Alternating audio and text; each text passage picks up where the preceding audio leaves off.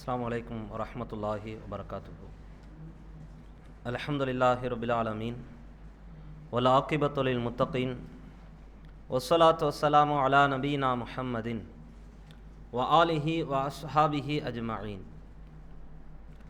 அம்மா பஅத் ஃபஇன்ன அஸ்தகல் ஹதீஸி கிதாபுல்லாஹ் வ அஹ்ஸனல் ஹதீ முஹம்மதின் ஸல்லல்லாஹு அலைஹி வஸல்லம் வஷருல் உமூரி முஹதஸாத்துஹா வகுல்லு முஹதஸத்தின் பித்ஆ வகுல்லு பித்ஆத்தின் தலாலா வகுல்லு தலாலத்தின் ஃபின்னார்.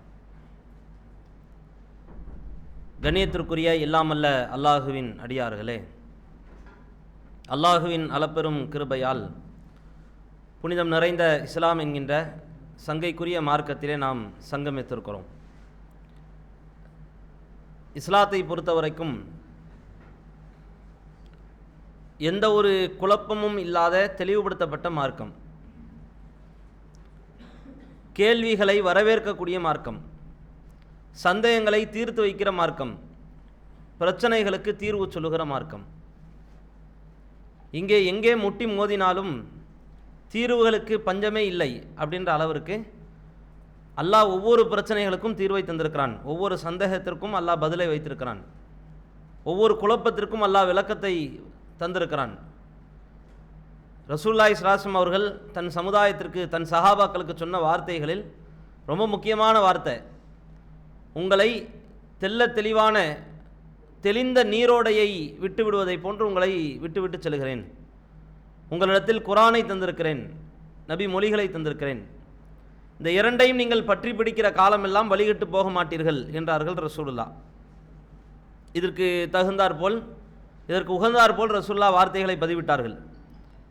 அப்போ இதெல்லாம் காட்டுற செய்தி என்னென்னா, நம்முடைய வாழ்க்கையில் எந்த குழப்பமும் இல்லாமல் தான் ஒரு முஸ்லீம் பயணிக்கணும். சந்தேகத்தோடு, பிரச்சனையோடு, பஞ்சாயத்தோடு, குழப்பங்களோடு ஒரு முஸ்லீம் பயணிக்கக்கூடாது என்பதை இஸ்லாமிய மார்க்கம் தெல்ல தெளிவாக நமக்கு என்ன செய்கிறது, கற்பித்து தருகிறது.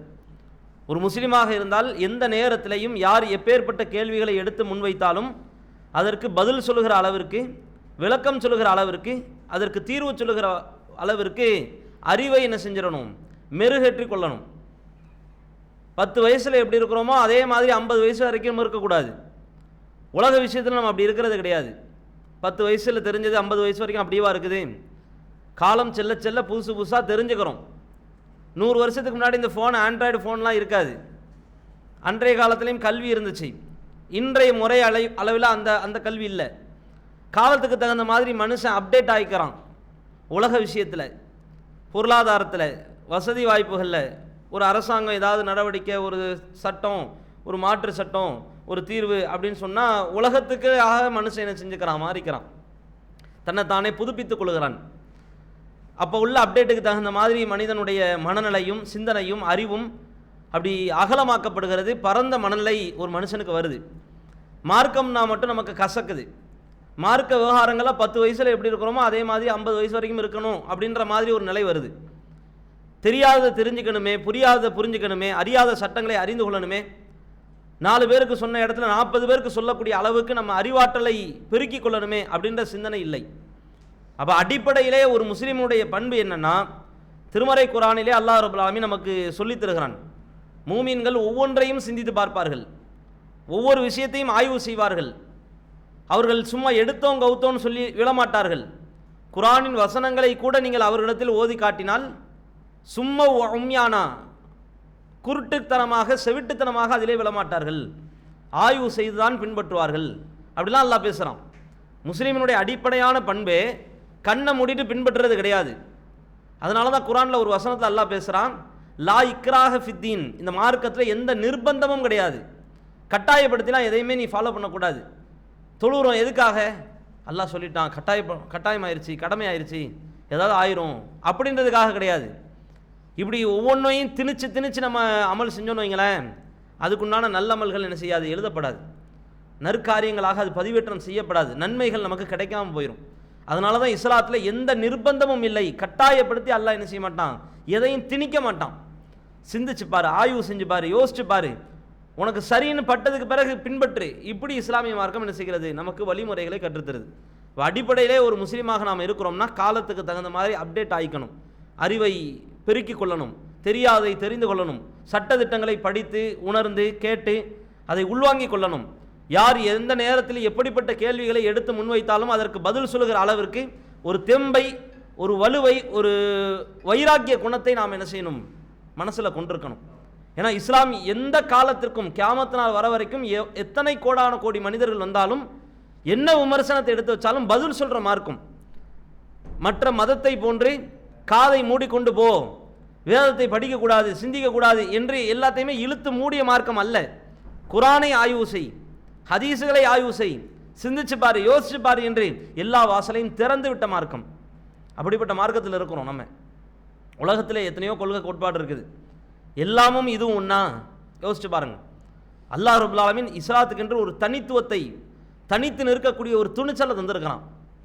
கியாமத் நாள் வர வரைக்கும் இன்னும் மனுஷன் எவ்வளவோ பிரச்சனை சந்திக்க வேண்டியது இருக்குது, இன்னும் நிறைய குழப்பங்களுக்கு ஆட்பட வேண்டியது இருக்குது, இன்னும் நிறைய தீர்வை நோக்கி போக வேண்டிய சந்தர்ப்ப சூழ்நிலைகள் இருக்குது. ஆனால் எல்லாவற்றுக்கும் சேர்த்து அல்லாஹ் என்ன செஞ்சுட்டான், இஸ்லாத்தில் எல்லாவற்றுக்குமே தீர்வு தந்துட்டான். உலகம் இன்றைக்கு பார்க்கக்கூடிய சிரமங்கள், கஷ்டங்கள், பாலியல் தொல்லைகள், குற்றவியல் நடவடிக்கைகள், சட்டத்திட்டங்கள் எல்லாத்தையுமே அல்லாஹ் அன்னைக்கே சொல்லிட்டான். இனிமேல் ஒருத்தன் பிறந்து வந்து நமக்கு யாரும் என்ன செய்ய தேவையில்லை, நாகரிகத்தையோ கலாச்சாரத்தையோ ஒருத்தன் பிறந்து வந்து நமக்கு சொல்லித் தர வேண்டிய அவசியமே இல்லை. அந்த நிலைமையில் அல்லாஹ் நம்மளை வைக்கலை. இன்னொருத்தன் போய் கையேந்துற அளவுக்கு, இன்னொருத்தன் போய் கேள்வி கேட்குற அளவுக்கு, இன்னொருத்தன் போய் தீர்வு தேடுற அளவுக்கு அல்லாஹ் என்ன செய்யலை, முஸ்லீம்களை விட்டுவிடவில்லை, பரிபூர்ணப்படுத்தி விட்டான். திருமறை குர்ஆனில் அல்லாஹ் பேசுகிறான், அல்யௌம அக்மல்து லக்கும் தீனக்கும், மார்க்கத்தை உங்களுக்கு பரிபூர்ணமாக்கி விட்டேன். ஹலால் எது, ஹராம் எது, கூடுறது எது, எது கூடாது, எது நன்மை, எது தீமை, எது தப்பு, எது தவறில்லை, எது பாவம், எது நல்ல காரியம், எல்லாத்தையுமே சொல்லிட்டேன். இனிமேல் ஒருத்தன் உங்களுக்கு பிறந்து வந்து மார்க்கத்தெல்லாம் சொல்லித்தர வேண்டிய அவசியம் இல்லை. நாகரிகத்தையோ கலாச்சாரத்தையோ பண்பாட்டையோ பழக்க வழக்கத்தையோ வாழ்க்கை முறையையோ பிரச்சனைகளுக்கு தீர்வையோ உங்களுக்கு யாரும் சொல்லித்தர வேண்டிய அவசியம் இல்லை, எல்லாத்தையுமே நான் சொல்லி தந்துட்டேன். இப்படி அல்லாஹ் ரப்புல் ஆலமீன் என்ன செய்கிறான், நமக்கு உத்தரவாதத்தை தருகிறான். திருமறை குர்ஆனில் இன்னொரு வசனம், ஃபஸ்அலு அஹ்ல திக்ர் இன் குன்தும் லா தஅலமூன், நீங்கள் அறியாதவர்களாக இருந்தால் அறிந்தவர்களிடத்திலே கேட்டு தெரிந்து கொள்ளுங்கள். தெரியாமே இருந்துடாதீங்க. எனக்கு தெரியாதுப்பா, குர்ஆன் எனக்கு ஓத தெரியாது, படிக்க தெரியாது. எத்தனை வருஷம்? சாப்பிட தெரியாது, சாப்பிட தெரிஞ்சுக்கிட்டல்ல. நடக்க தெரியாது, நடக்க தெரிஞ்சுக்கிட்டல்ல. ஒரு ஒரு நோய் வருது, அதுக்கு தீர்வு தெரியல, மருந்து எங்கே கிடைக்கும் தெரியல. இன்னொரு ஆள் சொல்கிறார், போகாமல் இருந்துருவியா? தெரிஞ்சவுடனே அதை செயல்படுத்துவல்ல.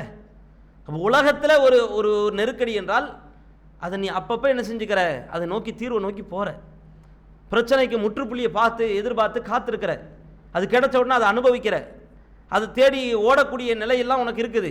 மார்க்க விஷயத்தில் ஏன் தெரியலை, சட்டத்திட்டங்கள் ஏன் தெரியலை? இன்றைக்குமே இஸ்லாமியர்கள்ட்ட உள்ள விஷயம் என்னென்னா, எல்லாத்தையும் அல்லாஹ் எழுதி தந்துட்டான். தந்ததுக்கு பிறகு இன்றைக்கி நமக்கு படிக்காமல் ஒரு அலட்சியம். ஹதீஸ் கிரந்தங்கள் இன்றைக்கி இல்லாமல் இருக்குதா? புகாரி எழுதப்பட்டுருச்சு, 7000க்கு மேற்பட்ட ஹதீஸுகள் 7 பாகமாக தொகுக்கப்பட்டுருச்சு, படிக்கிறது கிடையாது. முஸ்லீம் தொகுக்கப்பட்டுருச்சு, திருமதி, நசாயி, அபு தாவூது, இப்னு மாஜா, இப்படி நிறைய ஹதீஸ் கிரந்தங்கள் வந்துக்கிட்டே இருக்குது.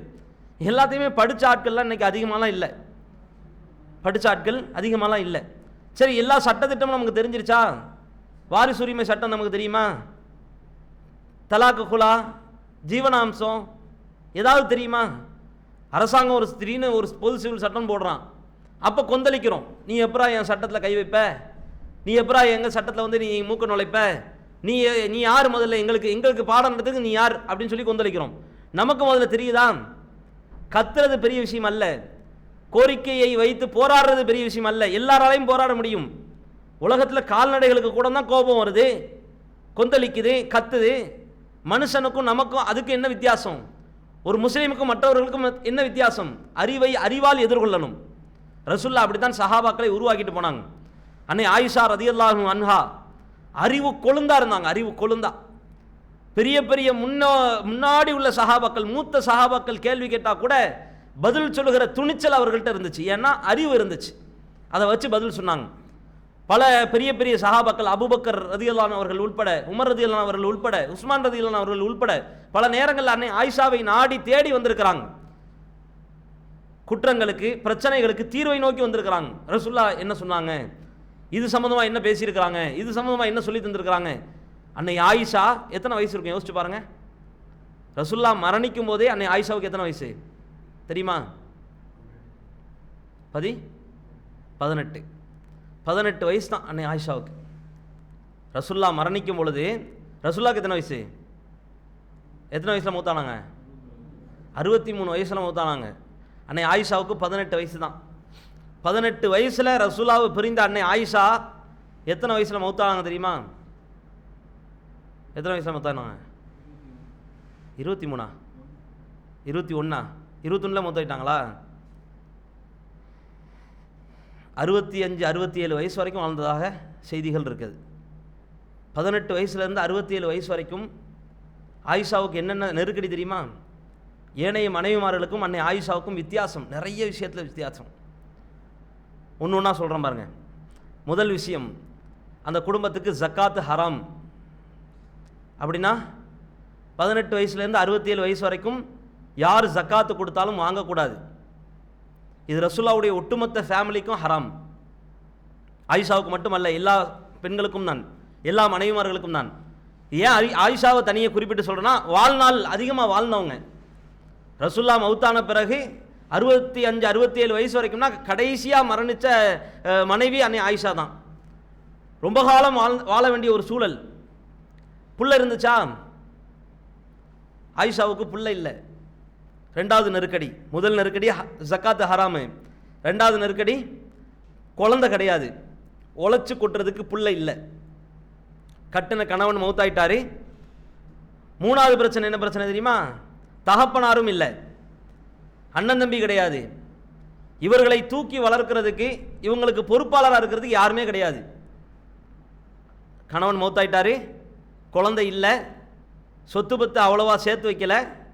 இன்னும் ரசூலுல்லாஹ் வாழும் பொழுதே சொல்லிட்டாங்க. ஒரு நாளில் அன்னை ஆயிஷா கனவு காண்கிறாங்க, தன்னுடைய வீட்டில் 3 நட்சத்திரம் விழுவதை போன்று கனவு காணுறாங்க. ரசூலுல்லாஹ்ட்ட வந்து விளக்கு கேட்குறாங்க, அல்லாஹ்வின் தூதரே, இன்னைக்கு நான் கனவு கண்டேன், 3 நட்சத்திரம் என் வீட்டில் விழுது, அதுக்கு என்ன விளக்கம் அப்படின்னு கேட்கும்பொழுது அன்னை ஆயிஷா ரசூலுல்லாஹி ஸல்லல்லாஹு அலைஹி வஸல்லம் அவர்கள் ஆயிஷாவுக்கு பதில் சொல்கிறாங்க, உலகத்திலேயே 3 ஆகச்சிறந்த மனிதர்கள் உன் வீட்டில் அடக்கம் செய்யப்படுவார்கள். ரசூலுல்லாஹ் மௌத்தா போகிறாங்க, அன்னை ஆயிஷாவுடைய வீட்டில் அடக்கம் செய்யப்படுது. அடுத்து தகப்பனார் அபூபக்கர் ரலியல்லாஹு அவர்கள், ரசூலுல்லாஹ் மரணிச்சு கிட்டத்தட்ட 2.5-3 வருஷத்திலேயே அபூபக்கர் மௌத்தாயிட்டார். ரொம்ப குறுகிய காலம்தான் கலீஃபாவாக இருந்தார். அபூபக்கர் மௌத்தாயிட்டாங்க. அபூபக்கருடைய உடலும் ஆயிஷா ரலியல்லாஹு அன்ஹா அவருடைய வீட்டில் அடக்கம் செய்யப்படுது. அடுத்து உமர் ரலியல்லாஹு அவர்கள் ஆட்சி பொறுப்பு போகிறாங்க, கொஞ்சம் நீண்ட காலம் ஆட்சி செய்கிறாங்க. உமர் ஷஹீதாக்கப்படுவார் என்று ரசூலுல்லாஹ் உசுரோடு இருக்கும் பொழுதே சொல்லிட்டு போயிட்டாங்க. உமர் அதே மாதிரி ஷஹீதாக்கப்பட்டார்.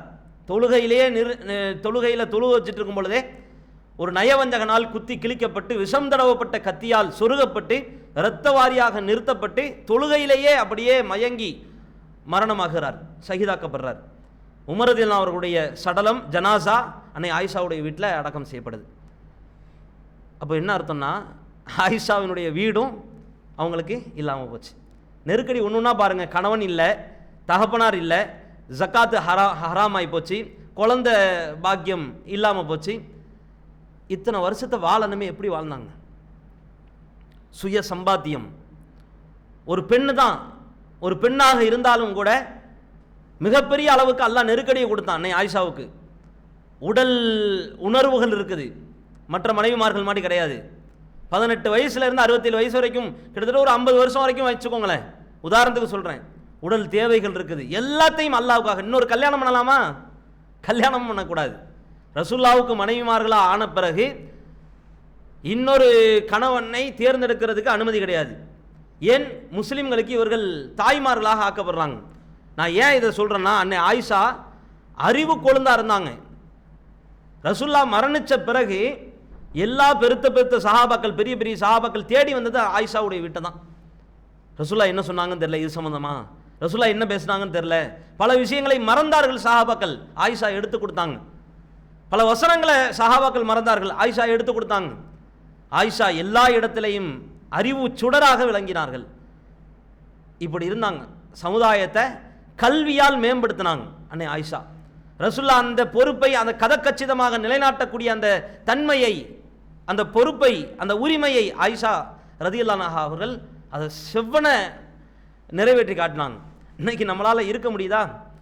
ஆயிஷா ரலியல்லாஹு அன்ஹா அவர்கள் அளவுக்கு வேண்டாம். இன்னைக்கு மார்க்க சட்டம் நமக்கு என்ன தெரியுது? ஜனாசா சட்டம் முழுசாக தெரியுது கிடையாது. பெருநாள் தொழுகை வருஷத்தில் 2 நாள் தொழுகிறோம். தொழுவும் பொழுது கூட அதை ஞாபகப்படுத்த வேண்டியது இருக்குது. இப்படி தான் தொழணும், முதல் ரக்காத்தில் 7 தக்பீர் இமாம் சொல்லுவார், கை அவுழ்த்து கட்டக்கூடாது, இதெல்லாம் சொல்லிகிட்டே இருக்க வேண்டியது இருக்குது. சாதாரண அடிப்படை விஷயம். இன்றைக்குமே தொழுகையின் முக்கியத்துவம் பேச வேண்டிய நிலை இருக்குது சமுதாயத்தில். தொழுகையின் முக்கியத்துவத்தை 1400 வருஷத்துக்கு முன்னாடி ரசூலுல்லாஹ் ஆரம்ப காலத்தில் சொல்லிட்டு போயிருக்கலாம். அடுத்தடுத்த தலைமுறை என்ன செஞ்சுருக்கணும்? தன்னுடைய சந்ததியை, தன்னுடைய சமுதாயத்தை, தன்னுடைய அடுத்த வளரும் பருவத்தினர்களை தொழுகையின் பக்கம் ஈர்க்கப்பட்டவர்களாக, வார்த்தெடுக்கப்பட்டவர்களாக மாற்றியிருக்கணும். இன்னைக்கும் நம்ம உட்காந்து தொழுகையை பற்றி பேசுகிற அளவுக்கு சமுதாயம் இதில் வீக்காக இருக்குது. விளங்குதா? கல்வி அறிவு எங்கே தூக்கப்படுதோ, எங்கே குறையுதோ, மங்குதோ, அங்கேயே வழிகேடு வந்துடும். அதனால் கல்வி அறிவை நாம் அதிகப்படுத்துறதுக்கு உண்டான வேலைகளை செய்யணும். அதற்கு ஒரு வாய்ப்பாகத்தான், ஒரு அரணாகத்தான் இது மாதிரியான நிகழ்வுகள் நாம் என்ன செய்கிறோம். இது நீங்கள் கேள்வி கேளுங்க, நான் கேள்வி கேட்குறேன் அப்படின்ற மாதிரி அல்ல. நம்முடைய சந்தேகங்களை நாம் தீர்த்து கொண்டு வாழ்க்கையை என்ன செய்யணும், பயணிக்கணும். சந்தேகத்தோடையே பயணிக்கக்கூடாது. சந்தேகம் என்பது பெரிய ஒரு நோய் மாதிரி, அது அதிகமாக்கிட்டே இருக்கும். ஒரு வசுவாசன்னு சொல்லுவாங்க, இது கூடுமா, அது கூடுமா, இது கூடாதா, அது கூடாதா, இப்படியே சந்தேக அடிப்படையிலே வாழ்க்கையை வடிவமைக்கக்கூடாது. அது இஸ்லாமிய மார்க்கம் என்ன செய்கிறது, வன்மையாக கண்டிக்கிறது. சந்தேகங்களை தீர்ப்பதற்குண்டான சபையாக இதை நாம் பார்க்கணும். இன்ஷா அல்லாஹ் ஒவ்வொரு கேள்வியாக உங்களுடைய சந்தேகங்களை, உங்களுடைய குறைகளை, மார்க்க ரீதியான விஷயங்களை, தெளிவை தாராளமாக கேட்கலாம். இயன்ற அளவுக்கு இன்ஷா அல்லாஹ் என்ன செய்யலாம், பதிலை கொடுக்கலாம். டோக்கன் வாங்கிக்கோங்க முதல்ல.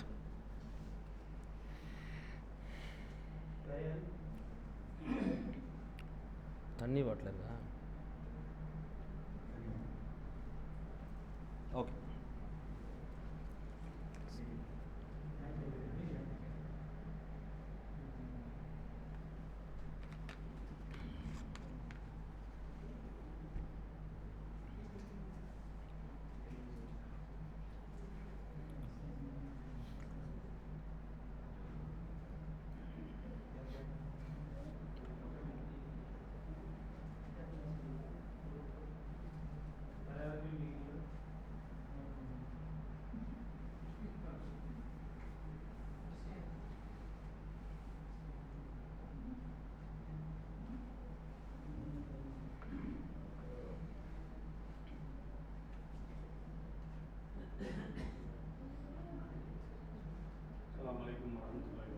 வலைக்கும் அஸ்ஸலாம் வரஹ்மத்துல்லாஹி வபரகாத்துஹு. நமது ஜமாத் சார்பாக நம்ம ஜமாத்திலிருந்து வெளியில் போவாங்க, அதாவது டிஎன்டிஜியில் இருந்து வெளியில் போன மக்கள், அதாவது பிஜேவாக இருக்கட்டும், அல்தாஃபியாக இருக்கட்டும், இந்த மாதிரிலாம் இருக்காங்கல்ல, இவங்க வெளியில் போனதுக்கப்புறம் அவங்களுடைய பயான் இப்போ யூடியூப்பில் நம்ம பார்க்கும்போது அவங்க சொல்கிறது குர்ஆன் ஹதீஸ் தான் சொல்கிறாங்க. சரியான குர்ஆன் ஹதீஸாக இருந்தால் அதை நம்ம கேட்கலாமா? இதுதான் என்னுடைய கேள்வி. சரி,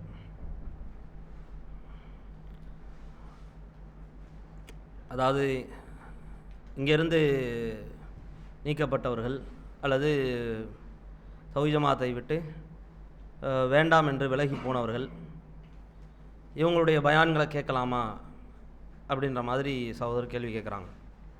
முதல்ல அடிப்படையில் நாம் புரிந்து கொள்ள வேண்டியது, இஸ்லாமிய மார்க்கம் யாருடைய பேச்சையும் கேட்கக்கூடாது அப்படின்ற மாதிரி கட்டுப்பாடெல்லாம் போட்ட மார்க்கம் அல்ல. யாருடைய பேச்சை கூட நம்ம என்ன செய்யலாம், தாராளமாக கேட்கலாம். இதில் என்ன ஒரு புரிந்துணர்வோடு நாம் ஒவ்வொரு விஷயத்தையும் அணுகினோம் என்றால் வழிகேடுகள் நம்முடைய வாழ்க்கையை என்ன செய்யாது, தாக்கி விடாது. இங்கேருந்து போனவர்கள்லாம் வழிகேடர்கள் அப்படின்னு நம்ம சொல்லக்கூடாது. அதே மாதிரி இங்கே வராமல் இருப்பவர்களும் வழிகேடர்கள் அப்படின்னு நம்ம சொல்லிட முடியாது. அவங்க எடுத்து வைக்கக்கூடிய கொள்கையும் சித்தாந்தமும் கோட்பாடும் தான் ஒரு மனிதனை வழிகேடனா அல்லது வழிபாட்டில் உள்ளவனா, மார்க்கத்திற்கு உட்பட்டு வாழ்க்கையை நடத்துபவனா, நல்ல கொள்கையை நோக்கி அழைப்பவனா என்பதை எடுத்து வைக்கக்கூடிய வாதங்கள் ஒன்று என்ன செய்யும், அது எடுத்து காட்டும். இப்போ ஒரு மனுஷன் வழிகேட்டிலே இருக்கட்டுமே, அவர்கள் ஒரு நல்லதை நமக்கு சொன்னார்கள் என்றால் அது யார், இவர் முகம், அவர் முகம், தொப்பி போட்டிருக்காரா, கண்ணாடி போட்டிருக்காரா, அதெல்லாம் அளவுகள் கிடையாது. குர்ஆனுக்கும் ஹதீஸுக்கும் உட்பட்டு யார் என்ன சொன்னாலும் அதை தாராளமாக ஒரு முஸ்லீம் ஏற்றுக்கொள்ள வேண்டும். இது மார்க்கத்தின் அடிப்படையில் கட்டாயமாக்கப்பட்டிருக்கிறது. அது முஸ்லீமான பேரில் இருக்கிறவங்க தான் சொல்லணும்னு அவசியம் கிடையாது. ஒரு காஃபிர் கூட, இறை மறுப்பாளர் கூட, ஒரு சிறுக்கு வைக்கக்கூடியவர் கூட, ஒரு இணை வைக்கக்கூடியவர் கூட, பிற மதத்தவர்கள் கூட, ஒரு கிறிஸ்டின் கூட, ஒரு யூதர் கூட இஸ்லாத்தில் உள்ளதை நமக்கு எடுத்து சொன்னார் என்றால் அதுக்கு நம்ம கட்டுப்படணும். ரசூலுல்லாஹ் காலத்தில் இதற்கு ஆகச்சிறந்த ஒரு முன்னுதாரணம் இருந்தது. ரசூலுல்லாஹி ஸல்லல்லாஹு அலைஹி வஸல்லம் அவர்கள் ஒரு நாள் இருக்கும்பொழுது ஒரு யூதர் வருகிறார். அல்லாஹ்வின் தூதரே முகம்மதே, நீங்கள் வந்து என்ன செய்றீங்க, ஷிர்க் வைக்கிறீங்க, நீங்களும் உங்கள் சஹாபாக்களும் என்ன செய்கிறாங்க, ஷிர்க் வைக்கிறாங்க, ஷிர்க்கை அழிக்கத்தானே நான் வந்தேன், நானும் என் சஹாபாக்களும் ஷிர்க் வைக்கிறாங்களா? ரசூலுல்லாஹ்வுக்கு பெருத்த ஆச்சரியம். அப்போ ரசூலுல்லாஹ் சொன்ன வார்த்தையும் நமக்கு எல்லாத்துக்குமே தெரியும். ரசூலுல்லாஹ் சொன்ன வார்த்தையும் அந்த யூதர் என்ன வார்த்தை சொன்னார், என்ன வாதத்தை எடுத்து வச்சாருன்னு நமக்கு தெரியும். அந்த யூதர் என்ன சொன்னார், உங்கள் சஹாபாக்களும் நீங்களும் பல நேரத்தில் என்ன செய்கிறீர்கள், வல் காபா, காபாவின் மீது சத்தியமாக என்று சொல்லுகிறீர்கள். காபா என்ன நிலைச்சு நிற்க போதா? அது கியாமத் நாளில் அதுவும் அடித்து நொறுக்கப்படும். அது நிலையானது அல்ல, அது நீடித்து நிலைத்து நிற்காது, அது என்றென்றும் உசுரோடு இருக்காது.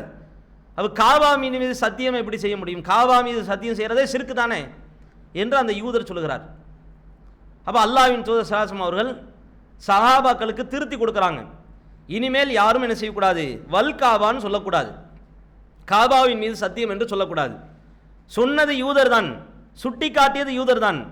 அந்த சுட்டி காட்டிய விஷயத்தை ரசூலுல்லாஹ் பார்த்தார்களே ஒழிய சுட்டி காட்டியவர் ஒரு முஸ்லிமா என்று பார்க்கல.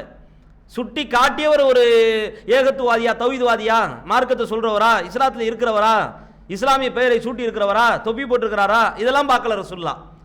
யூதனே சொன்னாலும் கூட அவன் வழிகேட்டில் இருக்கலாம், அவன் நரகத்தை நோக்கி போகலாம், ஆனால் மார்க்கத்தில் உள்ளதை எடுத்து சொல்லுகிறார். அந்த அடிப்படையில் ரசூலுல்லாஹ் அதை அக்செப்ட் பண்ணுறாங்க. சரி, சுட்டி காட்டியது சரியான விஷயம்தான். அதை ரசூலுல்லாஹி ஸல்லல்லாஹு அலைஹி வஸல்லம் அவர்கள் திருத்தி கொடுக்குறாங்க.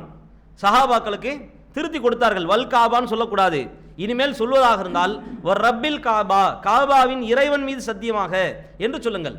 காபா நிலையானது அல்ல, காபா கியாமத் நாளில் காணாமல் போய்விடும், அடிச்சு நொறுக்கப்பட்டு விடும். காபாவின் இறைவன் என்றென்றும் உசுரோடு இருப்பவன், அந்த காபாவின் இறைவன் மீது சத்தியம் என்று சொல்லுங்கள். ரசூலுல்லாஹ் மாற்றி கொடுத்தாங்க. அதே மாதிரி இன்னொரு வாதத்தையும் எடுத்து வச்சாங்க.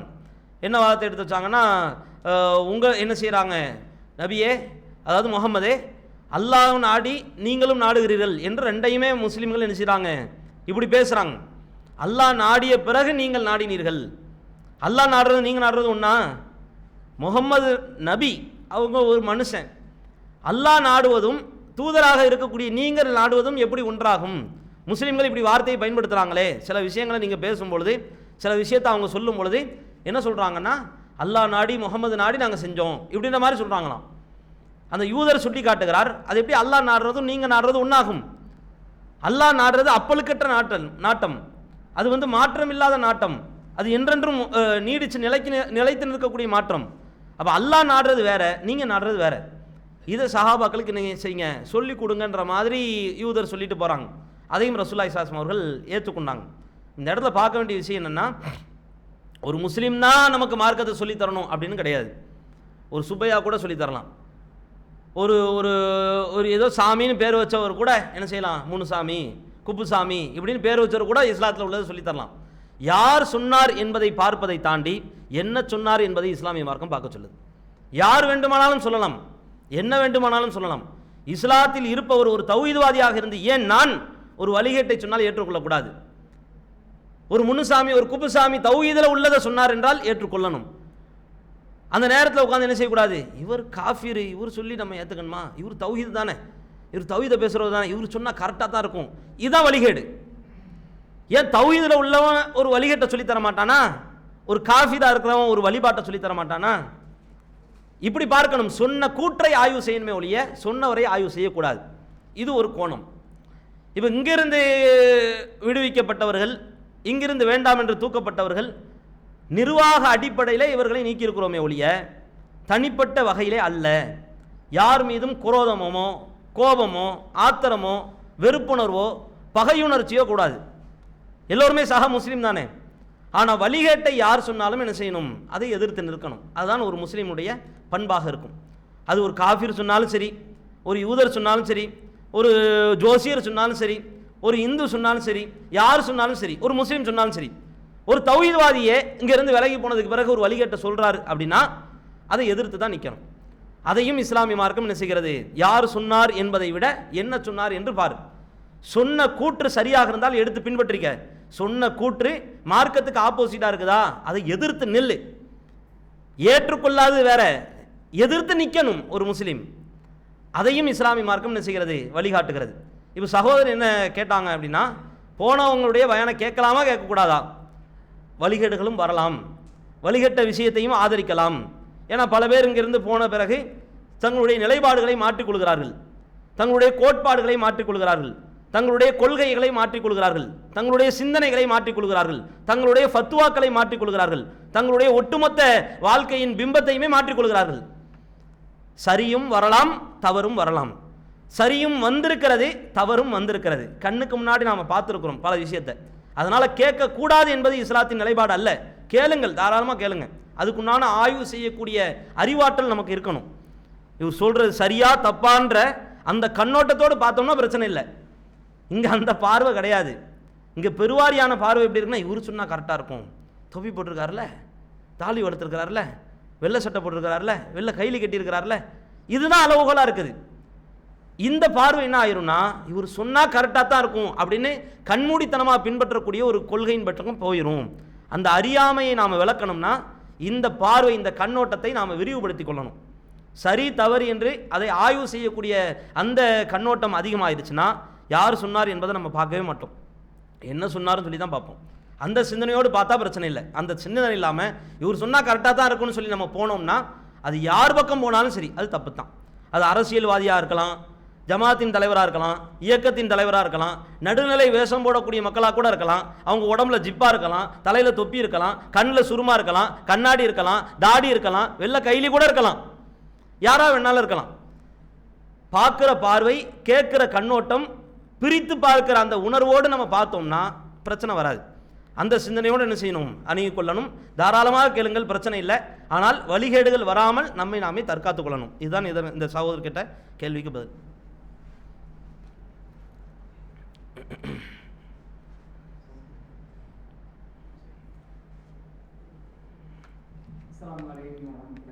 வலைக்கும் ஸலாம் வரஹ்மத்துல்லாஹி வபரகாத்துஹு. சுன்னத் ஜமாத் பண்ணிட்டு வந்துட்டு வெள்ளிக்கிழமை ஜமாத் உரையில வந்துட்டு மிம்பர்ல கொஞ்ச நேரம் வருவாங்க, இதை பார்த்து பிற சகோதரர் சுன்னத் ஜமாத்தில் இருக்க சகோதரர் தௌஹீத் ஜமாத்தில் அதெல்லாம் பண்ண மாட்டேங்கிறாங்க, அதனால நாங்கள் என் தொழுகையை நம்ம அவாய்ட் பண்ணிக்கிறோம். இதுக்கு என்ன? சரி, நல்ல ஒரு கேள்வி. ஏன்னா இதெல்லாம் ஆரம்ப காலத்தில் வந்த கேள்விகள், இந்த காலத்திலையும் வர்றது பெரிய ஆச்சரியம் தான், அதே நேரத்தில் வரவேற்க தகுந்தது தான். ஏன்னா ஒப்பிடுதல் எப்பொழுதுமே இருக்கணும். சகோதரர் என்ன கேட்டாங்கன்னா, இன்றைக்குமே சுன்னத் ஜமாத்து பள்ளிவாசல்களில் குத்துபா என்று ஒரு அரபு வாசகங்களை கொஞ்சம் தொடர்ச்சியாக ஓதுவாங்க. அல்ஹம்துலில்லாஹ் நஹ்மதுஹு வ நஸ்தஈனுஹு வ நஸ்தக்ஃபிருஹு அப்படின்னு சொல்கிற அந்த ராகத்தோடு என்ன செய்வாங்க, கொஞ்ச நேரம் ஓதுவாங்க. அதுக்கு பிறகு தமிழை ஓதுவாங்க. அல்லது முதல்ல சில பள்ளிவாசலில் தமிழில் பயான் பேசி முடிச்சுட்டு ரெண்டாவது உரையாக என்ன செய்கிறாங்க, அரபுல அப்படியே ராகமாக ஓதிட்டு முடிச்சிடறாங்க. இந்த குத்துபா, இதுதான் குத்துபான்னு பார்க்கக்கூடிய தன்மை இருக்குது. இதனால தான் சில சகோதரர்கள் என்ன செய்கிறாங்க, நம்ம பள்ளிவாசலில் அவாய்ட் பண்ணிவிட்டு புறக்கணிச்சிட்டு போகிறாங்க. இதுக்கு நம்ம என்ன பதில் சொல்லலாம் அப்படின்ற மாதிரி சகோதரர் கேட்டாங்க. இஸ்லாத்தில் என்ன இருக்குது அப்படின்றத முதல்ல நம்ம தெரிஞ்சுக்கணும். பயான் என்பது என்ன, நான் பேசுகிறது உங்களுக்கு விளங்கணும், உங்களுக்கு புரியணும். இல்லைனா என்ன செஞ்சுருவீங்க, டீயை கொடுத்தாலும் பிஸ்கட்டை கொடுத்தாலும் தூக்கம் ஆட்டோமேட்டிக்காக வந்துடும். அவன் பேசுகிறது எனக்கு புரியலை. பல பேர் இங்கேருந்து கல்ஃபில் போய் இருந்திருப்பாங்க, என்ன பேசுகிறாருனே தெரியாது, பெருவாரியான மூஞ்சி கீழே குனிஞ்சு தொங்கிட்டு தான் இருக்கும். தூக்கத்தோடு அப்படியே ஜும்மாவில் பரவச நிலையை அடைஞ்சிருவாங்க. இமாம் கூட மெம்பரில் தான் நிற்பார், இவங்க வானத்துக்கே போயிடுவாங்க. அப்படியே இக்காம சொல்லும் பொழுது தான் எந்திரிக்கக்கூடிய நிலையெல்லாம் வரும். இதை எங்கே வரைக்கும் பார்த்துருக்குறோம் தெரியுமா, மக்காவில் காபத்துல்லாவில் இந்த அநியாயம் நடக்கும். காபத்துல்லாவில் உட்காந்துட்டு ஜும்மா பேசுகிறது விளங்காது, நான் அதுக்காக விளங்குறதுனால தூங்கணும் அப்படின்னு புரிஞ்சக்கூடாது. பொதுவாகவே ரசூலுல்லாஹி ஸல்லல்லாஹு அலைஹி வஸல்லம் அவர்கள் குத்துபா என்பதை மக்களுக்கு புரிகிற விதமாக மாற்றினார்கள். சஹாபாக்கள் சொல்கிறார்கள், அல்லாஹ்வின் தூதர் ஸல்லல்லாஹு அலைஹி வஸல்லம் அவர்கள் ஜும்மா மேடையில் ஏறிவிட்டார்கள் என்றால் அவர்களுடைய ஆக்ரோஷமும் அவங்களுடைய கொந்தளிப்பையும் நாங்கள் உணர்வுபூர்வமாக பார்த்தோம். உணர்ச்சி வயப்படக்கூடிய அளவுக்கு ரசூலுல்லாஹி ஸல்லல்லாஹு அலைஹி வஸல்லம் அவர்கள் உரை நிகழ்த்துவார்கள். அவங்களுடைய பேச்சு ஒவ்வொன்றிலையும் உயிர் நாடி இருப்பதை போன்று துடித்து பேசுவார்கள். ரசூலுல்லாஹி ஸல்லல்லாஹு அலைஹி வஸல்லம் அவர்கள் இப்படி பேசியிருக்கிறாங்க. ஒவ்வொரு வார்த்தைகளையும் அவ்வளவு உயிர் நாடி துடிப்பை போன்று ரசூலுல்லாஹ் பயன்படுத்தியிருக்கிறாங்க. பொறுக்கி எடுத்து பேசுகிறேன்னு சொன்னாங்கல்ல, அந்த மாதிரி ரசூலுல்லாஹி ஸல்லல்லாஹு அலைஹி வஸல்லம் அவர்கள் எல்லா ஜும்மாவுமே அப்படி தான் பேசுனாங்க என்று சஹாபாக்கள் அறிவிக்கிறாங்க. அப்போ ஜும்மா உரையை வைத்து ரசூலுல்லாஹ் என்ன பாடம் நடத்துகிறாங்க அப்படின்னா, மக்களுக்கு முதல்ல விளங்கணும். அதற்குத்தான் இந்த உரையை. இன்னைக்கு காபத்துள்ளால உரை நிகழ்த்தப்படுது, எல்லா நாட்டு மக்களும் எல்லா மொழி பேசக்கூடியவங்களும் வராங்க. அது மார்க்கத்தின் கட்டுப்பாடு ஆயிடுச்சு. அங்கே போய் உட்காந்து என்ன செய்ய முடியாது, தமிழில் ஒரு தடவை, அரபில் ஒரு தடவை, இங்கிலீஷில் ஒரு தடவை, உருதுல ஒரு தடவை இப்படி பேசிகிட்டு இருக்க முடியாது. அது மார்க்கத்தின் மொத்த கூடாரமாக இருக்கிறதுனால சட்டம் என்று ஒன்று இருந்தால் விதிவிலக்குன்னு ஒன்று இருக்கும். அப்படி விதிவிலக்கு ஆக்கப்பட்ட பள்ளிவாசலில் அதுவும் ஒன்று. இப்போ இங்கே என்ன பிரச்சனைனா, தமிழ் பேசக்கூடிய முஸ்லீம்களுக்கு மத்தியில் தமிழ் மக்களுக்காக கட்டப்பட்ட பள்ளிவாசலில் தமிழில் பேசுகிறது கிடையாது.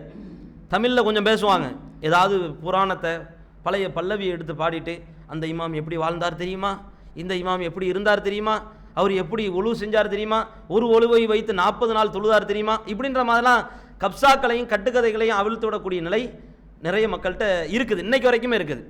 அத்தோடு சேர்த்து ஹுத்துபா என்று இதை தொடர்ச்சியாக ஓதி இதை நிறைவுபடுத்துகிறாங்க ஜும்மாவை. ஆனால் இஸ்லாமிய மார்க்கம் நமக்கு காட்டக்கூடியது ஹுத்துபா என்றால் உரை என்று தான் அர்த்தமே. ஹுத்துபானா என்னது, பேசுறது. நான் பேசுகிறேன்னா இது ஒரு ஹுத்துபா தான், இதுவே ஒரு உரை தான். இப்படி தான் ரசூலுல்லாஹி ஸல்லல்லாஹு அலைஹி வஸல்லம் அவர்கள் உரை தான் நிகழ்த்தினார்கள், மக்களுக்கு உணர்த்தினார்கள். பாவத்தை விட்டு தடுத்தாங்க, நன்மையை ஏவுனாங்க, தீமையை தடுத்தாங்க. ஒரு உயிர் நாடி துடிப்பை போன்று உரை அமைக்கப்பட்டிருந்துச்சு. இன்னைக்கு அந்த மாதிரி இல்லை. இது என்ன ஆயிடுச்சுன்னா, காலப்போக்கில் இப்படி இருந்தால் தான் ஜும்மா, இதுதான் ஏற்றுக்கொள்ளப்படும், இந்த ஜும்மா இல்லாமல் எது நடந்தாலும் அது ஏற்றுக்கொள்ளப்படாது. நம்ம என்னத்தை பேசினாலும் சரி, என்னப்பா குத்துபா ஓதாமல் இறங்கிட்டான் அப்படின்ற மாதிரி பேசிடுவாங்க. இப்போ அவன் பேசினதே குத்துபா தான், மார்க் அடிப்படையில் அது குத்துபா தான். இதெல்லாம் ஒரு பள்ளிவாசலா, குத்துபா ஓதுறது கிடையாது இப்படின்ற மாதிரி புறக்கணிக்கக்கூடிய தன்மை. மார்க்கம் தெரியாதனால இவங்க என்ன செய்கிறாங்க, இப்படி விலகி போகிறாங்களே ஒழிய விளங்கியவன் விலகி போக மாட்டான், விளங்கியவர்கள் விலகி போக மாட்டார்கள். அவங்களுக்கு விளக்கத்தை எடுத்து சொல்லணும். இஸ்லாம் இப்படி காட்டுது. 2 உரை, 2 பாங்கு கூடாது ஜும்மாவில், 2 உரை நிகழ்த்தப்படணும். ஒரு உரையில் இவ்வளோ நேரம் பேசுகிறாங்க, 2வது உரையிலையும் மக்களுக்கு ஏதாவது விழிப்புணர்வு தான் ஏற்படுத்தணும். அரபுலேயே கத்திட்டு போகிறதுக்கு ரசூலுல்லாஹி ஸல்லல்லாஹு அலைஹி வஸல்லம் என்ன செய்யலை, அப்படி சொல்லி தரலை. அது ஓதணுமா அப்படின்னா அது ஓதுறது ஒரு வகையான சுன்னத். இன்னல் ஹம்துலில்லாஹ் நஹ்மதுஹு வ நஸ்தஈனுஹு வ நஸ்தக்ஃபிருஹு ஓதுறாங்கல்ல, இது ஒரு சுன்னத். ரசூலுல்லாஹ் எந்த உரையை ஆரம்பித்தாலும் யா அய்யுஹன் நாஸ் இத்தகு ரப்பக்கும் அல்லதி ஹலகக்கும் அந்த 3 வசனத்தை ஓதுவாங்க. யா அய்யுஹல்லதீன ஆமனு இத்தகுல்லாஹ் ஹக்க துகாத்திஹி அந்த வசனம், யா அய்யுஹல்லதீன ஆமனு இத்தகுல்லாஹ் வகூலு கௌலன் சதீதா யுஸ்லிஹ் லக்கும் அமாலக்கும் இந்த வசனத்தை ஓதுவாங்க. எந்த உரையை தொடங்கினாலும் ரசூலுல்லாஹ் இந்த வார்த்தைகளை ஓதிட்டான் மக்களுக்கு ஒரு இறையச்சத்தை முதல்ல சொல்லுவாங்க. அந்த 3 வசனமே என்ன சொல்லும்னா, இறையச்சத்தை சொல்லும். முதல்ல இறையச்சவாதிகளே, மூமின்களே, அல்லாஹ்வுக்கு பயப்படுங்க. உங்கள் எல்லாரையும் ஒரு தாய் மக்களுக்கு தான் நம்ம என்ன செஞ்சோம், பிரசவிக்க வச்சோம். எல்லோருமே ஒரு தாய்க்கும் ஒரு தகப்பனுக்கும் இதை அல்லாஹ் என்ன செய்வான், அடிப்படையை முதல்ல சொல்லுவான். இந்த வசனம் ரசூலுல்லாஹி ஸல்லல்லாஹு அலைஹி வஸல்லம் அவர்கள் எந்த உரையை நடத்தினாலும் நிகழ்த்தினாலும் பேசுகிற ஆரம்பிக்கும் போதே ரசூலுல்லாஹ் இதை ஓதுவாங்க. இது ரசூலுல்லாஹ்வுடைய ஹேபிட், இது ஒரு சுன்னத்து. இதை கட்டாயப்படுத்தக்கூடாது. சுன்னத்து தான், அது ஃபர்லா ஆகாது. இப்போ ஒரு ஜும்மா நடத்தப்படுதுன்னு வைங்களேன், இந்த 3 வசனத்தை ஓதலை, ஜும்மா கூடுமா? கூடும். இது ஒரு சுன்னத்து தான். இந்த வசனத்தை ஓதணும்னு ரசூலுல்லாஹ் கட்டாயப்படுத்தலை, ரசூலுல்லாஹ்வுடைய வழிமுறை. இது ஓதுனா கூடுதல் நன்மை, கூடுதல் சிறப்பு. ஓதாமல் ஒருத்தர் ஜும்மா நடத்திட்டாரு, இது கூடாதுன்னு நம்ம சொல்லக்கூடாது, இது ஹராமு, இந்த ஜும்மாவெல்லாம் அல்லாஹ் ஏற்றுக்க மாட்டான் இப்படி சொல்லக்கூடாது. ஏன் சொல்கிறதுக்கு நமக்கு அந்த உரிமை கிடையாது. இப்போ அல்லாஹ் ரப்பல் ஆலமீன் நமக்கு காட்டி தந்த அடிப்படையில் ஜும்மாவின் சாராம்சங்களை நாம் முதல்ல தெரிந்து கொண்டு தெரியாத மக்களுக்கு புரிய வைக்கணும். அவங்க தெரியாதனால புறக்கணிக்கிறாங்க, அவங்க வேணும்னு புறக்கணிக்கலை. மார்க்கம் தெரியலை, மார்க்கத்தை பொறுமையாக எடுத்து சொல்லுங்கள். அவங்களுக்கு இப்படி தான்ப்பா இருக்கணும், இதுதான் இஸ்லாம் காட்டி தந்திருக்குது. அல்லாஹ் காட்டி தந்த அடிப்படையில் ஜும்மா இருக்குதான்னு பாரு. நீ விரும்புறதெல்லாம் அங்கே இருக்குதான்னு பார்க்கக்கூடாது. உங்கள் பள்ளிவாசலில் என்ன இருக்கணுமோ அதுதான் அங்கே இருக்கணும்னு சொல்லக்கூடாது. இங்கே என்ன இருக்கணுமோ அதுதான் அங்கே இருக்கணும் அப்படி சொல்லக்கூடாது. 2 பேருமே ஒருமித்த கருத்தில் எங்கே வரணும்னா, மார்க்கம் என்ன சொல்லுது அதில் ஒன்றுபட்டுருவோம். என் பள்ளிவாசலை பார்த்து நீ பின்பற்றாத, உன் பள்ளிவாசலை பார்த்து நான் பின்பற்ற மாட்டேன். 2 பேரும் வருவோம், குர்ஆனை எடுத்து படிப்போம், ஹதீஸ் எடுத்து படிப்போம், எப்படி ஜும்மாவை நடத்தணும், இப்படித்தான் நடத்தணும். இப்படி நடத்தணும் இருக்குதா? இப்போ என் பள்ளிவாசலை பாரு, இப்படி நடத்தணும் அங்கே இருக்குது, அந்த அடிப்படையில் என் பள்ளிவாசல் இப்படி இருக்குது, அதனால் உன் பள்ளிவாசலை பின்பற்றிக்க இப்படி சொன்னால் ஓகே. இப்படி சொல்ல மாட்டாங்க. ஏதாவது மதுகப சட்டம், ஏதாவது 4 ஆலிம்சாக்கள் அவங்க சொன்ன வார்த்தைகள் இதெல்லாம் மனசில் வச்சுக்கிட்டு அவர் சொன்னால் கரெக்டாக இருக்கும், அவர்லாம் பொய் சொல்வாரா, அவர்லாம் 7 வருஷம் படிச்சிருக்காருப்பா, நீ படிச்சிருக்கியா, அவர் குர்ஆன் ஓத தெரியும், உனக்கு ஒரு குர்ஆன் ஓத தெரியுமா, இப்படி தேவையில்லாத தகுதியில் என்ன செய்வாங்க எடுத்து காட்டி நம்ம எடுத்து வைக்கக்கூடிய ஹதீஸுகளை குர்ஆன் வசனங்களை புறக்கணிச்சிருவாங்க. மார்க்கம் அடிப்படையில் ஒருமித்த கருத்தில் நம்ம வரணும்னா ரெண்டு பேரும் சேர்ந்து ஒரு விஷயத்துக்கு வரணும். எந்த விஷயத்துக்கு வரணும்னா குர்ஆன் ஹதீஸ் இந்த ரெண்டு விஷயம் என்ன சொல்லுது. அது ஜும்மாவுக்கு மட்டுமல்ல, எல்லா விஷயமும் அப்படி தான். தொழுகையா, வா உன் பள்ளிவாசலை விடு, உன் ஆலிம்சாவை விடு, வா குர்ஆனை எடு, ஹதீஸை எடு, நீ எடுத்துட்டு வா, நானும் எடுத்துட்டு வரேன், அதில் என்ன இருக்குன்னு படி. தொழுகை இப்படி தான் அமைக்கணும்னு இருக்குது. யாரையும் பார்க்காத, தொப்பி போட்டவங்க யாரையும் பார்க்காத, ஜமாத்தார்கள் யாரையும் பார்க்காத, என் ஜமாத்தையும் பார்க்காத, என்னையும் நீ பார்க்காத, உன்னையும் நான் பார்க்க மாட்டேன், யாரையும் நம்ம பார்க்க தேவையில்லை. வா ரெண்டு பேருமே ரசூலாவை பார்ப்போம். ரசூல்லா இப்படி தான் ஜும்மாவை நடத்தியிருக்காங்க, ரசூல்லா இப்படி தான் தொழுகை நடத்தியிருக்காங்க, ரசூல்லா இப்படி தான் ஜனாசாவை நடத்தியிருக்காங்க, ரசூல்லா இப்படி தான் எல்லாத்தையும் அமைச்சிருக்காங்க, ரசூலா பார்த்து வந்துடுவோம். இப்படி வந்துட்டோம்னா எந்த பிரச்சனையுமே வராது. அப்போ இதுதான் என்ன செய்யும், அந்த தீர்வை நோக்கி நம்மளை நகர்த்தி கொண்டு போவோமே ஒழிய வீணா சண்டை போடுறது, கத்துறது, தேவையில்லாத வார்த்தைகளை பயன்படுத்துறது, அதெல்லாம் என்ன செய்யாது, சத்தியத்தை விளங்க வைக்காது. நம்ம சத்தம் போடுறதுனால சத்தியம் போயிடாது, சத்தியத்தை நோக்கி ஒரு வெறுப்பு தான் வரும். என்னப்பா கத்திக்கிட்டே இருக்கிறான் அப்படின்ற மாதிரி வந்துடும். வெறுப்பை நோக்கி நம்ம என்ன செஞ்சிடக்கூடாது, அந்த மக்களை அழைச்சிட்டு போயிடக்கூடாது, விளக்கத்தை நோக்கி அழைச்சிட்டு போகணும். நம்ம திட்டுறதுக்கு நமக்கு நோக்கம் இல்லை. திட்ட எல்லாராலையும் முடியும் தான், மைக்கை பிடிச்சி கத்த முடியும், மேடை போட்டு திட்ட முடியும், விமர்சிக்க முடியும், அசிங்கசிங்கமாக பேச முடியும், எல்லாராலையும் முடியும். வாய் இருந்தால் என்னன்னாலும் பேசலாம் தான். இஸ்லாமிய மார்க்கம் திருத்துவதற்கு தான் நமக்கு கட்டளையிடுத ஒழிய திட்டுவதற்கு கட்டளை இடலை. அதனால் திருத்துவதை நோக்கி நம்ம என்ன செய்யணும், அவர்களை அழைச்சிட்டு வரணும். மார்க்கம் சொல்லித்தந்த அடிப்படையில் அதை உருவாக்கி கொள்ளணும். இதுதான் அந்த சகோதரர் சொன்ன கேள்விக்கு பதில்.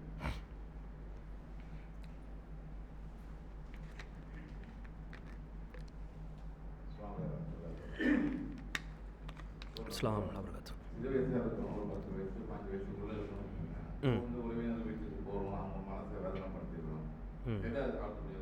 இஸ்லாம் வந்து மனதை வேதனைப்படுத்தக்கூடாதுன்னு சொல்லிக்கிறீங்க. பேசுகிறோம், என்னென்னமோ பேசிக்கிறோம், மனசை புண்படுத்திக்கிறோம், அவங்க வீட்டிலேருந்து சில பொருளை அவங்க தெரியாமல் நம்ம எடுத்துகிட்டு வந்துட்டோம். கொஞ்ச நாளுக்கு அப்புறம் நமக்கு தெரியும் இதெல்லாம் தப்பு, இதெல்லாம் நம்ம பண்ணிக்கிறோம், இதெல்லாம் செஞ்சுக்கிறோம், மட்டும் நம்ம மன்னிப்பு கேட்கணும்னு நினைக்கிறப்போ மௌத்தாயிடலாம். சரி சரி. இப்போ அந்த அப்போ அந்த தப்பை நம்ம எப்படி சரி செய்கிறது? ஓகே, காலத்துக்கு ஏற்ற கேள்வி, ரொம்ப அருமையான கேள்வி உண்மையிலே. ஏன்னா சில விஷயங்கள் இது மாதிரியான கேள்வி கேட்கும் பொழுது தான் அந்த பதில்கள் நமக்கு கிடைக்கும். சகோதரர் என்ன கேள்வி கேட்குறாங்கன்னா, சிறுபிராயத்துலேயும் சரி பெரிய வயசுலேயும் சரி ஏதோ ஒரு தவறை பிறருக்கு நம்ம செஞ்சுட்டோன்னு வைங்களேன், ஏதோ ஒரு வகையில் மனசு கோபப்படுற அளவுக்கு, ஆத்திரப்படுற அளவுக்கு, பாதிக்கக்கூடிய அளவுக்கு நம்ம யார்கிட்டையும் செயல்பட்டுட்டோம், அல்லது ஏதாவது ஒரு பொருளை திருடிட்டு வந்துடுறோம், அவங்க வந்து யார் எடுத்தாங்கன்னே தெரியாது, அவங்க பாதிப்பு அடைஞ்சிருப்பாங்க. அது சிறுபிராயத்தில் செஞ்சாலும் சரி பெரிய வயசில் செஞ்சாலும் சரி, இது வந்து என்ன, இதுக்கு பிராயச்சித்தம் என்ன, இவங்களுக்கு போய் மன்னிப்பு கேட்கறதுக்கு முன்னாடி இவங்க மௌத்தா போயிட்டாங்கன்னா அதனுடைய நிலை என்ன, இவங்க நம்ம என்ன செய்கிறது? ஏன்னா பாதிக்கப்பட்டவர்களுக்கும் அல்லாஹ்வுக்கும் நடுவில் எந்த திரையும் இல்லை, எந்த திரையும் இல்லை, ரசூலா சொல்லிட்டாங்க. அதே மாதிரி ரசூலா சொன்னாங்க, யாருக்கு நீ பாதிப்பை ஏற்படுத்தினியோ அவங்க உன்னையை மன்னிக்காத வரைக்கும் அல்லாஹ் உன்னையை மன்னிக்க மாட்டான். நம்ம யாருக்கு தீங்கை ஏற்படுத்திட்டோமோ அந்த சகோதரர் அந்த சகோதரி நம்மளை மன்னிக்காத வரைக்கும் அல்லாஹ் நம்மளை மன்னிக்க மாட்டானாம். இப்படி ரசூலா சொல்லியிருக்கிறாங்க. அப்போ இதுக்கு என்ன பிராயச்சித்தம் என்ன அப்படின்னு சொல்லி சகோதரர் கேட்குறாங்க. முதல்ல நம்ம விளங்கி கொள்ள வேண்டும், திருமறை குர்ஆனில் ஒரு வசனம் இருக்கிறது, லா யுகல்லிஃபுல்லாஹு நஃப்ஸன் இல்லா உஸாஹா, எந்த ஒரு ஆத்மாவையும் அதனுடைய சக்திக்கு மீறி நாம் சிரமப்படுத்த மாட்டோம். சக்திக்கு மீறியதை அல்லாஹ் கேள்வியாக கேட்க மாட்டான். சிரமப்படுத்த மாட்டோம்னா எந்த சிரமமுமே கிடையாது. சக்திக்கு மீறியது எந்தையுமே அல்லாஹ் குற்றம் பிடிக்க மாட்டான். தொழுவுன்னு நியத்து இருக்குது, ஃபஜ்ர் தொழுகை, தூங்கிட்டோம், தெரியாமல் தூங்கிட்டோம்னு வைங்களேன், இது சக்திக்கு மீறிய காரியம். வேணும்னு தூங்கினா மறுமையில் கேள்வி வரும். தெரியாமல் தூங்கிட்டோம், இப்போ அல்லாஹ் ரப்பல் ஆலமீன் என்ன செய்ய மாட்டான், குற்றம் பிடிக்க மாட்டான். ஏன்னா நம்ம சக்திக்கு மீறியதை அது நம்ம குற்றச்சாட்டாக வராது. சக்திக்கு உட்பட்டதை மட்டும்தான் அல்லாஹ் என்ன செய்வான், குற்றம் பிடிப்பான். இப்போது அடிப்படை இதுதான்.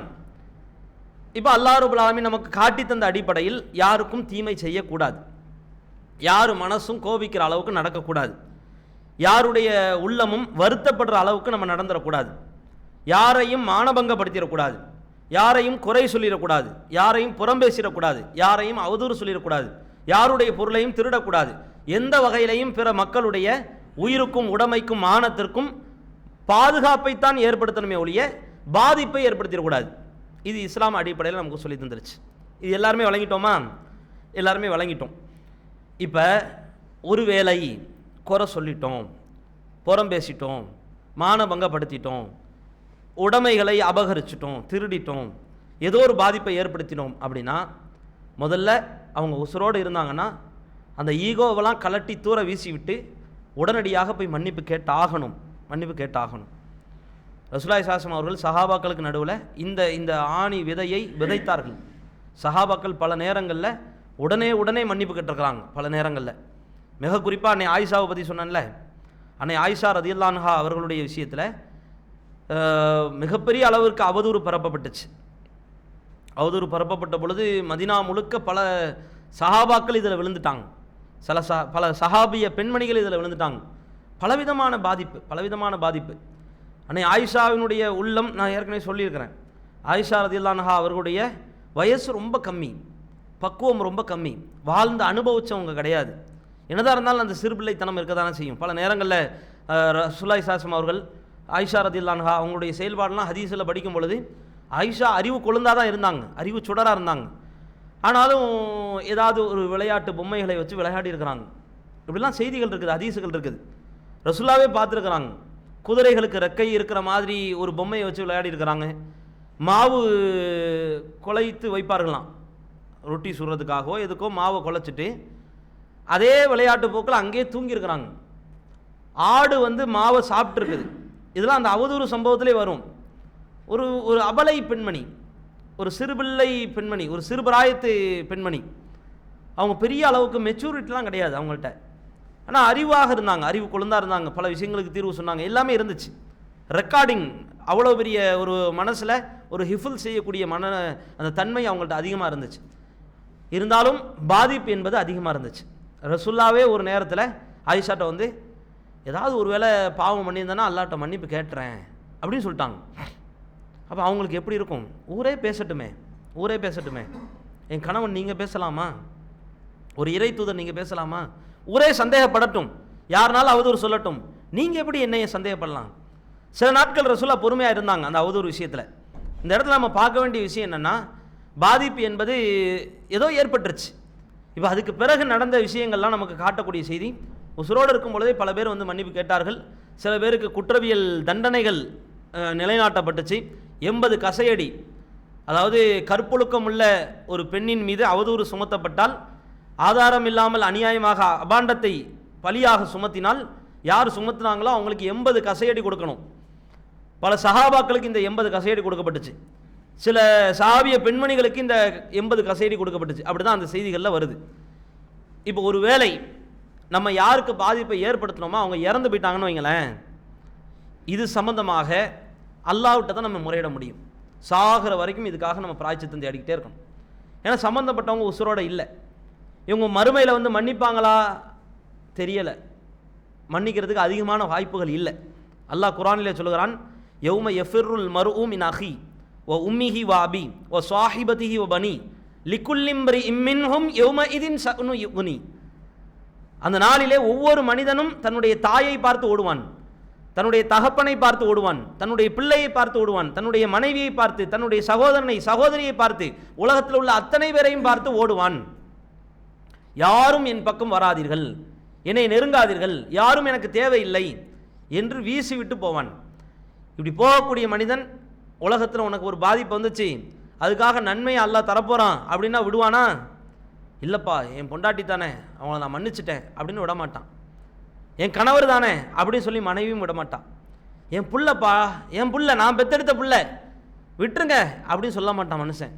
ஏன்? நான் தப்பிச்சா போதும், என் பிள்ளைய அவனையும் பிடி, அவன்கிட்ட உள்ள நன்மை எனக்கு தான், என்கிட்ட உள்ள பாவத்தத்துக்கு அவன் தலையில் வை, என் பிள்ளை மறுமையில் வந்ததுக்கப்புறம் என் பிள்ளையா போப்பா அப்படின்ட்டுருவான். இப்படித்தான் மனிதர்கள் மறுமையில் இருப்பார்கள் என்பதை திருமறை குர்ஆன் தோலுரிச்சு காட்டுது. கணவன் மனைவியை மன்னிக்க மாட்டான், மனைவி கணவனை மன்னிக்க மாட்டாள், தாய் தகப்பனை மன்னிக்க மாட்டாங்க, தகப்பன் தாயை மன்னிக்க மாட்டாங்க, தாய் தகப்பனும் சேர்த்து பிள்ளையை மன்னிக்க மாட்டாங்க, பிள்ளை எத்தனை பிள்ளைகள் இருந்தாலும் தாய் தகப்பனை மன்னிக்காது, அண்ணன் தம்பியை யாரும் மன்னிக்க மாட்டாங்க, அக்கா தங்கச்சி யாரும் மன்னிக்க மாட்டாங்க. இதுதான் நிலை. மறுமையில் மனிதன் தன்னை காப்பாற்றி கொண்டால் போதும் என்று நினைப்பான். இப்போ அல்லாஹ் நாடினால்தான் நம்மளை மன்னிக்கிறதுக்கு முடியும். சக்திக்கு மீறியதான் அல்லாஹ் சிரமப்படுத்த மாட்டான், சக்திக்கு உட்பட்டது தான் எல்லாம் சிரமப்படுத்துவோம். சக்திக்கு உள்ளது மட்டும்தான் கேள்வியாக கேட்கப்படும். இப்போ சிறுபிராயத்தில் அறியாமல் செஞ்சுருப்போம், அறியாமல் செஞ்சது அது குற்றம் பிடிக்கப்படுறதுக்கு அதிகமாக வாய்ப்புகள் இல்லை. சிறுபிராயத்தில் தெரியாமல் செஞ்சுருப்போம், தெரிஞ்சு செஞ்சோன்னா இது தப்பு, இது பாவம், இது தீமை, இது மார்க்கம் தடுத்துருக்குது அப்படின்னு சொல்லி நம்ம செஞ்சோம்னா அதுக்கு கண்டிப்பாக மறுமையில் தண்டனை இருக்கும். அப்படி இல்லாமல் நம்ம அறியாமல் சில விஷயங்களை செஞ்சுருக்கலாம், பொய் பேசியிருக்கலாம், ஏமாற்றிருக்கலாம், மோசடி பண்ணியிருக்கலாம், திருடி இருக்கலாம், மனசு நோவினை செய்யும்படி நடந்திருக்கலாம். இதற்கெல்லாம் இறக்குற வரைக்கும் நம்ம மன்னிப்பு கேட்டுக்கிட்டே இருக்கணும். ஏன்னா அல்லாஹ் மன்னிச்சானா மன்னிக்கலையா நமக்கு தெரியாதுல்ல. மறுமையில் போய் நம்ம மாட்டாமல் இருக்கிறதுக்கு அனுதினமும் மன்னிப்பை கேட்டுக்கொள்ளணும். ரசூலுல்லாஹ் சொன்னாங்க, ஒவ்வொரு நாளுமே நான் என்ன செஞ்சேன், செய்யக்கூடியவனாக இருந்தேன்னா தினந்தோறும் நான் அல்லாஹ்விடத்தில் 100 முறை பாவ மன்னிப்பு தேடுகிறேன், இஸ்திக்ஃபார் செய்கிறேன். ஒரு நாளைக்கு 100 தடவை. ரசூலுல்லாஹ் முன்பின் பாவங்கள் மன்னிக்கப்பட்டவங்க. இருந்தாலும் ரசூலுல்லாஹ் செஞ்சுக்கிட்டே இருந்தாங்க. ஏன் செஞ்சாங்க? அல்லாஹ்விட்ட நான் நல்லவனாக இருக்கணும், அல்லாஹ்விட்ட நான் நன்றி உள்ளவனாக இருக்கணும். அல்லாஹ் என் பாவத்தை மன்னிச்சால் கூட நான் நன்றி விசுவாசத்தோடு இருக்கணும். இது ரசூலுல்லாஹ்வுடைய கேரக்டர். நம்ம வாழ்க்கையில் நம்ம பாவம் செய்யாமல் இல்லை. சகோதரர் சொன்ன மாதிரி சிறுபிராயத்தில் பாவம் செஞ்சுருக்கிறோம். என்னென்ன பாவம் செஞ்ச நமக்கு ஞாபகம் இருக்கா? ஞாபகமே இல்லை. நிறைய பொய் சொல்லியிருப்போமா? சொல்லியிருப்போம் தான். என்ன பொய் சொன்னான்னு ஞாபகம் இல்லை. அல்லாஹ் வச்சுருப்பான், மொத்த டேட்டாவே அல்லாஹ் வச்சுருப்பான், வரிசையாக வச்சுருப்பான் அல்லாஹ். இந்த நாளில் இந்த நேரத்தில் இந்த நபர்கிட்ட இந்த விஷயத்துக்காக நீ போய் சொன்ன, இந்த நாளில் இந்த நேரத்தில் இந்த நபர்கிட்ட இந்த விஷயத்துக்காக நீ குறை சொன்ன, புறம் பேசின, அவதூறு சொன்ன, மனஸ்தாபம் ஏற்படும் அளவிற்கு நீ நடந்து கொண்டாய், பிறருடைய பொருளின் மீது ஆசைப்பட்டிருக்கிறாய், அதை எடுத்திருக்கிறாய், அபகரித்திருக்கிறாய், திருடி இருக்கிறாய். அது 5 ரூபாயாக இருந்தாலும் சரி, 5000 ரூபாய் இருந்தாலும் சரி, 1 ரூபாயாக இருந்தாலும் சரி, 1 கோடியாக இருந்தாலும் சரி, எல்லாத்தையுமே அல்லாஹ் டேட்டா வச்சுருப்பான். இப்போ அல்லாஹ் நம்மளை மன்னிப்பானா தெரியலை. ஆனால் ரசூலுல்லாஹி ஸல்லல்லாஹு அலைஹி வஸல்லம் அவர்கள் இதற்கு ஒரே தீர்வைத்தான் சொன்னார்கள், இறக்கிற வரைக்கும் இறைவனிடத்திலே பாவ மன்னிப்பு தேடுங்கள். இறக்கிற வரைக்கும் தேடிக்கிட்டே இருக்கணும். இதை தவிர்த்து இஸ்லாமிய மார்க்கம் இதற்கு என்ன செய்யலை, நிரந்தர தீர்வை நமக்கு சொல்லி தரலை. இப்போ இறக்கிற வரைக்கும் ஒருத்தர் பாவ மன்னிப்பு தேடிட்டாரு, இப்போ அல்லாஹ் மன்னிப்பானா அப்பையும் தெரியாது தான். என்ன கூடுதலாக நம்ம கிளைம் பண்ணிக்கலாம், இறைவா எனக்கு மனசு உறுத்திட்டே இருந்துச்சு, நான் போய் கேட்கணும்னு போனேன், அவர் மௌத்தா போயிட்டார், நான் பாதிப்பு ஏற்படுத்தினது தான் உண்மைதான், நான் அதனால தான் இறக்குற வரைக்கும் மன்னிப்பு கேட்டேன் இறைவா அப்படின்னு சொல்லி மறுமையில் அல்லாஹ்ட்ட போய் என்ன செய்யலாம், நம்ம பரிந்து பேசலாம். ஏன்னா நம்ம ஒரு அமலை செஞ்சுருக்கிறோம், இறைவா மன்னிப்பு கேட்டேன் அப்படின்னு சொல்லி கேட்கலாம். கிளைம் பண்ணுறதுக்கு ஏதாவது ஒன்று இருக்கணும், ஒரு சாதனம் இருக்கணும். அதற்கு நாம் என்ன செய்யணும், பாவ மன்னிப்பின் வாசலை அல்லாஹ் திறந்து வச்சிருக்கிறான். ஒவ்வொரு நாளுமே ரசூலுல்லாஹி ஸல்லல்லாஹு அலைஹி வஸல்லம் அவர்கள் கேட்ட மிக முக்கியத்துவம் வாய்ந்த பிரார்த்தனை எது தெரியுமா? அவங்களுக்கு சொல்லித்தரம் பாருங்க, ஞாபகம் வச்சுக்கோங்க, மனப்பாடம் செஞ்சுக்கோங்க. 5 வார்த்தை தான். அல்லாஹும் மக்ஃபிர் தம்பி குல்லுஹு,